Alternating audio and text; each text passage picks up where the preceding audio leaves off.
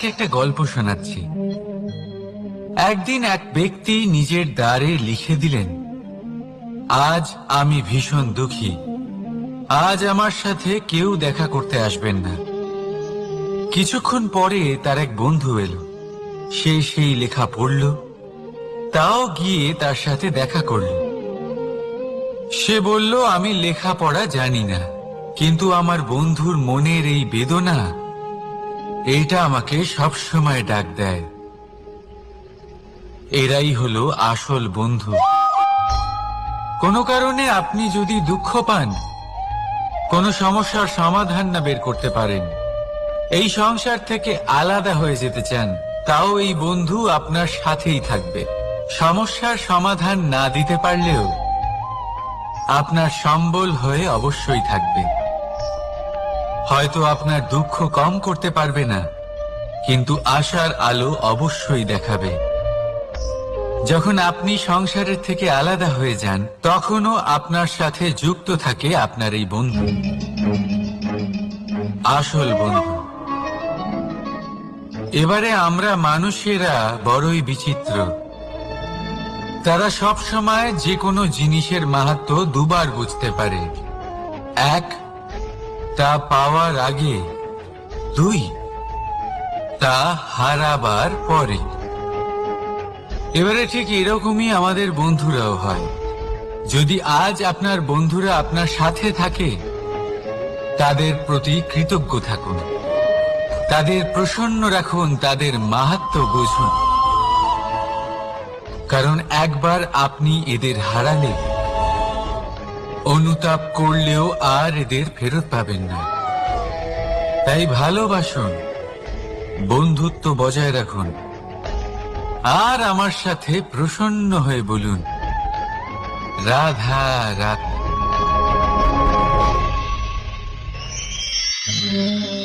আমাদের মধ্যে বহু মানুষ মাঝে মাঝে নিজেকে অকর্মণ্য মনে করি। ভেবে নিই যে এত চেষ্টা করার পরেও কিছুই পেলাম না, আর হয়তো পরেও কিছুই পাবো না।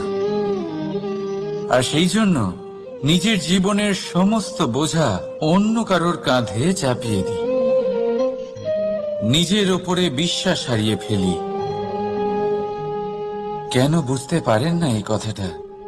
যে যতক্ষণ না পায়ে কোনো কাঁটা ফুটবে, ব্যক্তি কি করে বুঝতে পারবে যে এরপর থেকে নিচে তাকিয়ে চলতে হবে? সূর্যকে নিজে জ্বলতে হয় যাতে বাকিদের প্রকাশ দিতে পারে সে। রাতের অন্ধকারের সাথে লড়াই করার জন্য চন্দ্রিমাকে আকাশে একা উজ্জ্বল হতে হয়।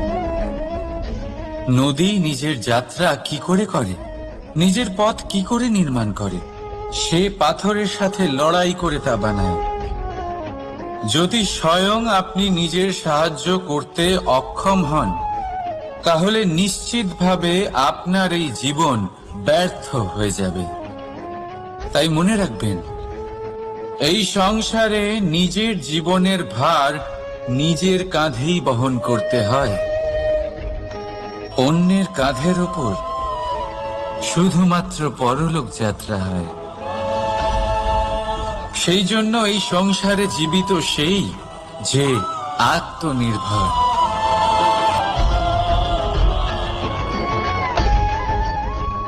রাধা রাধা। সময়, কথায় বলে সময়ের পূর্বে কিছুই হয় না। প্রতিটা ঘটনার একটা সময় থাকে। সময়ের আগে না সূর্যোদয় হয়, আর না সূর্যাস্ত হয়। সময়ের পূর্বে গাছে না ফুল ফোটে, না ফল ধরে। কিন্তু একটা কথা ভেবে দেখুন, যদি বর্ষা আসার আগে কৃষক ভূমিকে না প্রস্তুত করে, বীজ রোপণ না করে, তাহলে কি ফসল ফলবে? যদি কোনো যোদ্ধা যুদ্ধের পূর্বে নিজের অস্ত্রের ধার না দেয়, তাহলে সে যুদ্ধ কি করে লড়বে? এর মানে এটাই হলো যে সময় আপনার যখন আসার তখন অবশ্যই আসবে, কিন্তু ততক্ষণ এটাও গুরুত্বপূর্ণ যে আপনি নিজেকে তার জন্য তৈরি রাখুন। কারণ এই সুযোগ, এই কথাটা শুনতে যত ছোট, এটা আসেও ততটা কম সময়ের জন্য, তারপর চলেও যায়। এবার যদি সুযোগ আপনার হাতে আসে আর আপনি তার জন্য তৈরি না থাকেন, তাহলে আপনি সাফল্য কি করে পাবেন? তাই আপনি সঠিক সময়ের জন্য অপেক্ষা করুন, সেই সুযোগের জন্য অপেক্ষা করুন, কিন্তু ততক্ষণ নিজের চেষ্টার দ্বারা নিজেকে আরো সক্ষম করে তুলুন। কারণ সাফল্য আপনার জন্য অপেক্ষা করছে, শুধু আপনি তার জন্য তৈরি থাকুন। রাধা রাধা। কথা মানুষের পাওয়া সবচেয়ে অদ্ভুত উপহার। এই কথাই মানুষকে এই সংসারের সমস্ত প্রাণীর থেকে ভিন্ন করে তোলে, সংসারের সবচেয়ে উপরে নিয়ে যায়। এই কথার কারণেই আমরা একে অপরের সাথে ভাব আদান প্রদান করি। আমি আমার মনের ভাবনা অন্য কাউকে ব্যক্ত করতে পারি, অন্য কেউ তাদের ভাবনা আমাকে ব্যক্ত করতে পারে। এই কথাই আমাদের সবচেয়ে বড় ঢাল। এবারে দেখুন, আপনি নিশ্চয়ই লক্ষ্য করেছেন, কারোর কথা মধুর হলে লোকে তাকে ভালোবাসে, তাকে নিজের বন্ধু বানায়। সেইভাবেই যদি কারোর কথা কঠোর হয়, তাহলে লোকে তাকে ঘৃণা করে, তাকে নিজের শত্রু মনে করে। এই কথাই ভাষা হয়ে আমাদের ইতিহাস রচনা করে। তবে আমরা কি সত্যি বাণীর বিষয়ে অতটাই ভাবি যতটা আমাদের ভাবা উচিত? ভেবে দেখুন, মানুষের কথা বলতে শিখতে কত সময় লাগে। কোনো বালক 1.5 বছর বয়সে কথা বলতে শেখে, কেউ 2 বছরে, কেউ 3। এবার দেখুন, মানুষ 1.5 বছর বয়সে কথা বলতে শিখে গেলেও তার কি বলা উচিত এটা সারা জীবনেও শিখতে পারে না। এর উপরে মনোনিবেশ করুন, এটা বোঝবার চেষ্টা করুন কি বলা উচিত। নিজের কথা শুদ্ধ করুন, নিজের কথা মধুর করুন, আর সেই মধুরতার সাথে আমার সঙ্গে বলুন, রাধা রাধা। এই লক্ষ্য আসলে কি? এই লক্ষ্য তাই যা আমরা পেতে চাই। এই সংসারে সুখী কে হয়? সুখী সেই যে তার লক্ষ্য পেয়ে গেছে। দুঃখী কে হয়? দুঃখী সেই যে তার লক্ষ্য এখনো পায়নি। এবারে প্রশ্ন এখন এটাই যে লক্ষ্য সবাই পেতে চায়, লক্ষ্য পাওয়ার জন্য সবাই প্রাণপণ চেষ্টাও করে, তাহলে সবাই তাদের লক্ষ্যে পৌঁছতে পারে না কেন? ঠিক আছে, কোথাও না কোথাও কিছু না কিছু কমতি থেকেই যায়, যাই বাধা থাক। আজকে আমি আপনাকে একটা উপায় বলবো এই লক্ষ্য পাওয়ার জন্য। একটা কাগজ নিন, তাতে একটা চিহ্ন বানান, সেটাই হবে আপনার লক্ষ্য। এবারে সেই লক্ষ্যে পৌঁছানোর একটা পথ বানান।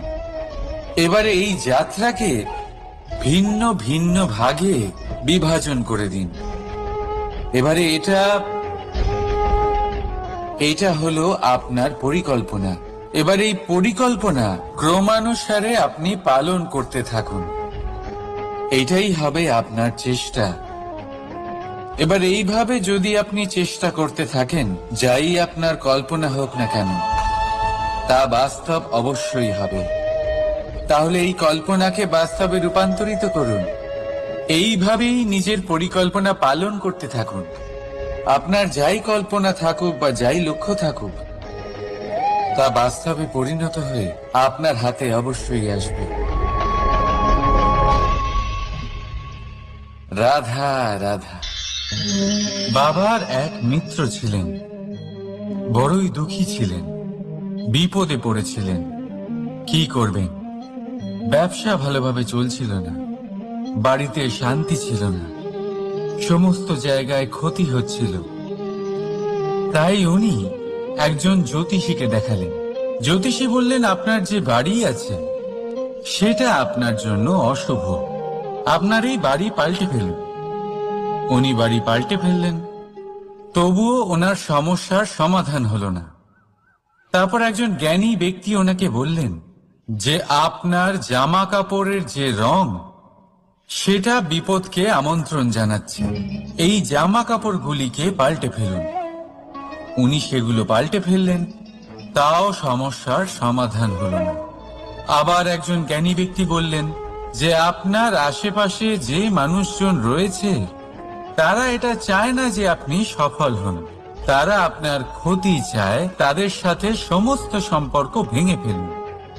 তো উনি সম্পর্ক ভেঙে ফেললেন, কিন্তু তাতেও ওনার জীবনে কোনো পরিবর্তন এলো না। তার মানে তিনি বাড়ি পাল্টালেন, জামা কাপড় পাল্টালেন, সম্পর্ক পাল্টালেন, যেটা পাল্টালেন না তা হলো স্বভাব। এই যে স্বভাব, এটা অত্যন্ত গুরুত্বপূর্ণ। এই স্বভাবই আপনার ব্যক্তিত্ব তৈরি করে।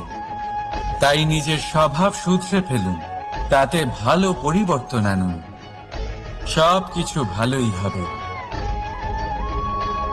রাধা রাধা। ক্রোধ, লোকে বলে যে এই ক্রোধ পাপেরই মূল, কিন্তু সত্যি কি এই ক্রোধ পাপের মূল? একটু ভেবে দেখুন, এই ক্রোধ বাস্তবে আসলে কি? এই ক্রোধ একটা অনুভূতি যা আপনার মধ্যে হঠাৎই অসীমিত তেজ সঞ্চালন করে। এবারে আমি আপনাকে কিছু উদাহরণ দিচ্ছি যাতে আপনি বুঝতে পারেন যে ক্রোধ আপনার জন্য ভালো কি না।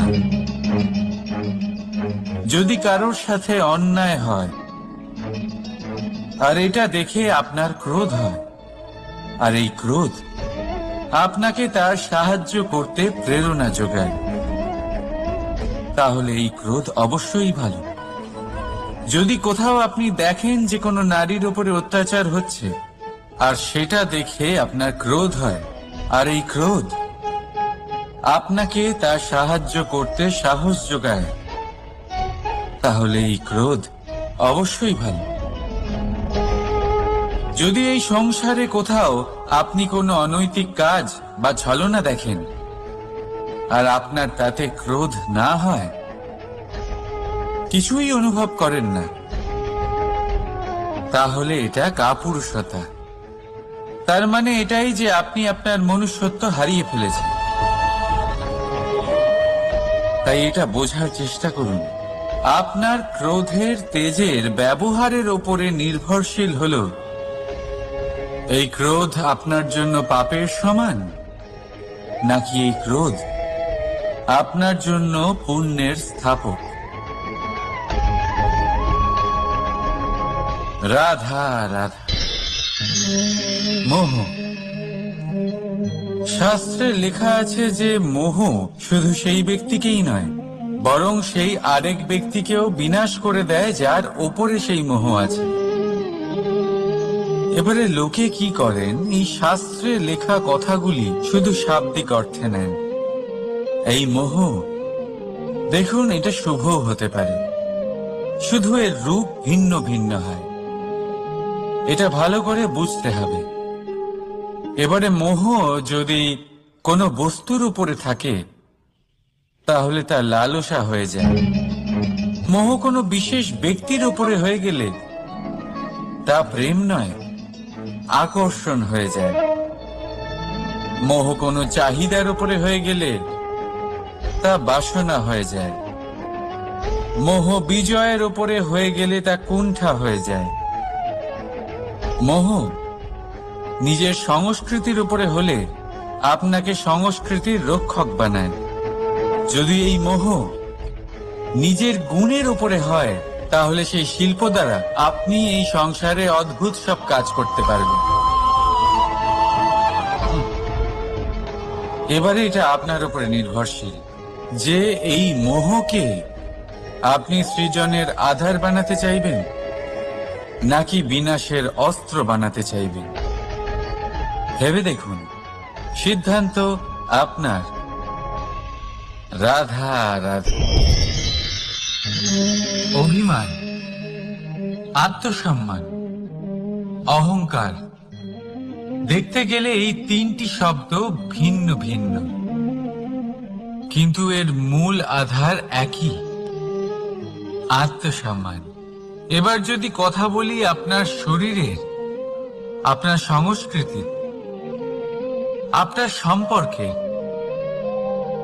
তাহলে অভিমান থাকা স্বাভাবিক। এবার যদি কথা বলি আপনার ব্যক্তিত্ব নিয়ে, আপনার আদর্শ নিয়ে, আপনার বিচারধারা নিয়ে, তাহলে আত্মসম্মান হলো একটা গুণ। যদি এইভাবে বলা হয় যে আমি এই কার্য কারোর সাহায্য ছাড়া, সহযোগিতা ছাড়াও করতে পারি, তাহলে এটা আত্মসম্মান, আর এটা সঠিক। যদি এভাবে বলা হয় যে আমি এই কার্য কারোর সাহায্য ছাড়াই বা কারোর সহযোগিতা ছাড়াই করে ফেলেছি, তাহলে এটা অভিমান, এটাও সঠিক। কিন্তু এই কার্য শুধুমাত্র আমিই করতে পারি আর কেউ নয়, এটা অহংকার। তাহলে এই শব্দ এবং তার অর্থ বোঝার চেষ্টা করুন। জীবন ধারণের এক নতুন পথ খুঁজে পাবে। রাধা রাধা। সংসারে প্রত্যেক ব্যক্তি কোনো না কোনো রূপে ঈশ্বরকে মানে।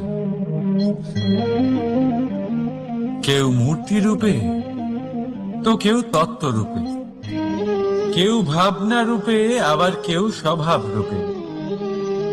কেউ নিজের মধ্যে পরমাত্মা খোঁজে, আবার কেউ অন্যের মধ্যে। কারোর কাছে জ্ঞানই পরমাত্মা। সংসারে প্রত্যেক মানুষই কোনো না কোনো রূপে তার ঈশ্বরকে পেয়েই যান। কিন্তু একটা কথা বলবো, ঈশ্বর প্রথমেই নিজের একটা স্বরূপ পৃথিবীতে আপনার কাছে পাঠিয়ে দিয়েছেন। সেই স্বরূপ হলো আপনার মাতা, আপনার মা। সেই মা যিনি আপনাকে জন্ম দিয়েছেন, আপনাকে বাঁচতে শিখিয়েছেন, আপনাকে সংস্কার দিয়েছেন।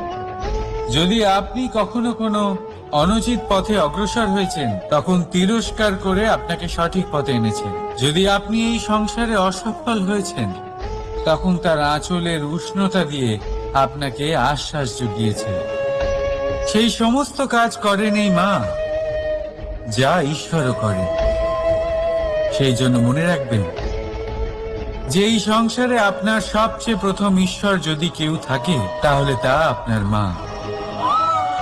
প্রত্যেক প্রতিমাতে ঈশ্বর নাই থাকতে পারে, কিন্তু প্রত্যেক মায়ের মধ্যে ঈশ্বর অবশ্যই থাকে। রাধা রাধা। আপনি নিশ্চয়ই দেখে থাকবেন যে প্রদীপের নিচে অন্ধকার থাকে। যে প্রদীপ সংসারকে আলোকিত করে, সেই প্রদীপের নিচেই অন্ধকার। এবারে অনেক মানুষ আছে যারা এই বিষয়টা এইভাবে দেখে যে ব্যক্তি নিজের সমস্যার সমাধান করতে পারে না, আর গোটা সংসারকে উপদেশ দেয়। কিন্তু এইটা দেখার আরো একটা দৃষ্টিভঙ্গি আছে, আর সেটা হচ্ছে যে স্বয়ং জ্বলে সংসারকে আলোকিত শুধু সেই করতে পারে যা রাধার বড়ই শীতল হয়। এই সংসারের পথপ্রদর্শক সেই হতে পারে, এই সংসারকে দিশা সেই দেখাতে পারে যার মধ্যে সন্তোষ আর ধৈর্য শক্তি আছে। এবারে দেখুন, এটা অত্যন্ত গুরুত্বপূর্ণ বিষয় যে বিবেক তখনই কাজ করে যখন মন শান্ত থাকে, যখন মন শীতল থাকে। তাই যদি আপনি এই জীবনে কোনো বড় কর্ম করতে চান, তাহলে সর্বপ্রথম আপনার এই মনকে, এই বিবেককে, এই হৃদয়কে, এই আধারকে, এই ভূমিকে শীতল রাখতে শিখুন। ধৈর্য ধরুন। সংসারে এমন কিছু নেই যা আপনি করতে পারবেন না। রাধা রাধা। এই প্রদীপ দেখতে পাচ্ছেন আপনি? নিজেও জ্বলে আর এই বাতিকেও জ্বালিয়ে রাখে, আর এই সংসারকে প্রদান করে প্রকাশ। অন্ধকারাচ্ছন্ন ব্যক্তিকে প্রদান করে আশার আলো। কিন্তু এটা কখনো ভাবে না যে সেই মাটি কেমন হবে যা দিয়ে এটা তৈরি করা হয়েছে, সেই কুমোর কেমন হবে যে একে আকার দিয়েছে। ভাবে না যে একে কিনেছে তার বাড়ি কেমন হবে, তা কতটা সুসজ্জিত। কিচ্ছু নয়, শুধু এই সংসারকে প্রকাশ প্রদান করে। আর হয়তো সেই জন্যই প্রদীপকে এত ভালোবাসা হয়। সে নিজের বা অন্যের বাড়ি দেখে কখনোই জ্বলে না। সে জ্বলে শুধু অন্ধকারের সাথে লড়াই করতে। তাই আপনিও নিজের ব্যবহার এই প্রদীপের মতো করে তুলুন। নিজের পরিচয় সরিয়ে নিঃস্বার্থভাবে কর্ম করে যান, আর নিজের জন্য এক নতুন, এক বিশাল, এক অদ্ভুত পরিচয় তৈরি করুন। রাধা রাধা। এই সংসারে প্রত্যেক ব্যক্তি বড় কিছু করতে চায়, এমন কিছু যা এই সংসারে কেউ আগে কখনো করেনি। এমন জায়গায় পৌঁছতে চায় যেখানে এর আগে কেউ কখনো পৌঁছতে পারেনি। আর কেউ এতে সফলতা অর্জন করে। কিন্তু কিছু মানুষ অসফল হয় কেন? এটাই আমার প্রশ্ন। না তো তাদের ইচ্ছেতে কোনো কমতি থাকে, না কমতি থাকে তাদের চেষ্টায়। তাহলে কেন এরা পিছিয়ে পড়ে? এর উত্তর বড়ই সরল। এই সংসার আপনাদের বলি কিভাবে। আপনারা সকলে সংসারে মহান কাজ করতে চান, সেই মান, সেই সম্মান পেতে চান যা এর আগে কেউ কখনো পায়নি। কিন্তু আপনার সমস্যা এটাও যে এই কাজে সংসার আপনার সাথে থাকছে না। বড়ই অদ্ভুত ব্যাপার। দেখুন, ভুলে যান গোটা সংসারকে, জীবনে একা একা এগিয়ে চলুন। গঙ্গোত্রী থেকে যখন একটি জলের ফোঁটা বেরোয় তখন সেটা শুধু এক বিন্দু জল। তারপরে যখন সে তার যাত্রা শুরু করে অন্য জলের ফোঁটার সাথে মিশে, তখন সে স্রোতে পরিণত হয়, গঙ্গাতে পরিণত হয়। যদি আপনি জীবনে এগোতে চান তাহলে একলা এগোতে শিখুন, নির্ভীক হয়ে, সাহসের সাথে, ধনাত্মক চিন্তা নিয়ে জীবনে এগিয়ে চলুন, একা এগিয়ে চলুন। আর দেখবেন সেই মান, সেই সম্মান আপনার জন্যই অপেক্ষা করে আছে। রাধা রাধা। কর্ম। মানুষ সর্বদা কর্ম করতে থাকে, আর এই কর্মের জন্যই সে মান, সম্মান, ধন, প্রতিষ্ঠা লাভ করে। এবার মানুষ সবসময় চেষ্টা করে যাতে সে ভালো কর্ম করে যায়। তাহলে আপনাকে বলি, শুধু ভালো কর্ম করাই আবশ্যক নয়, তার থেকে বেশি জরুরি হলো এই খারাপ কর্মকে বোঝা আর তার থেকে দূরে থাকা। কারণ যখনই আপনি কোনো সঠিক কাজ করেন বা ভালো কাজ করেন, কেউ তা মনে রাখে না। কিন্তু এই সংসারে বিষয়টা হলো এরকম, আপনি একটা খারাপ কর্ম করুন আর সেটা সবার মনে থাকে। এই খারাপ কর্ম কাজলের এক কৌটোর মতো হয়, আপনি যতই চেষ্টা করুন বাঁচিয়ে ব্যবহার করার, কিন্তু এই কালিমা কোথাও না কোথাও অবশ্যই লেগে থাকে। সেই জন্য জীবনে ভালো কর্ম অবশ্যই করুন, কিন্তু তার থেকেও বেশি জরুরি হলো এই খারাপ কর্মের থেকে দূরত্ব বজায় রাখা। আর এটা অবশ্যই করব। রাধা রাধা।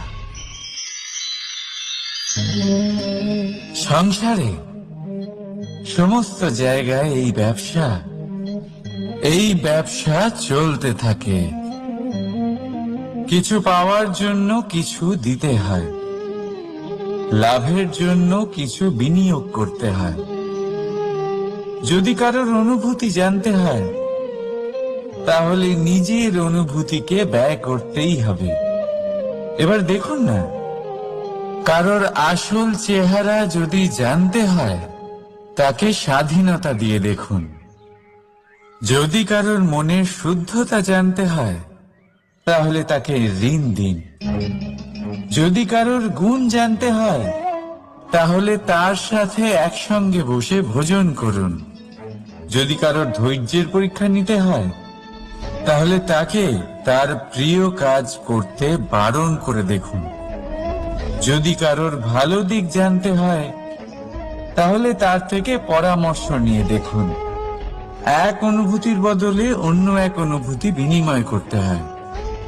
কিন্তু এই সংসারে একটাই এমন অনুভূতি আছে, যেটা দেখার জন্য, যেটা পাওয়ার জন্য আপনাকেও ঠিক সেই অনুভূতিটাই দিতে হবে। আর সেটা হলো প্রেম। যদি কারোর ভালোবাসা দেখতে হয়, তাহলে তাকে নিঃস্বার্থ ভালোবাসা দিন। যদি কারোর থেকে ভালোবাসা পেতে চান, তাহলে তাকে নিঃস্বার্থ পরিশুদ্ধ ভালোবাসা দিন।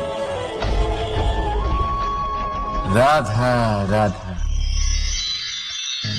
কথায় আছে, সময়ের পূর্বে আর ভাগ্যের বেশি কেউ কিছুই পায় না।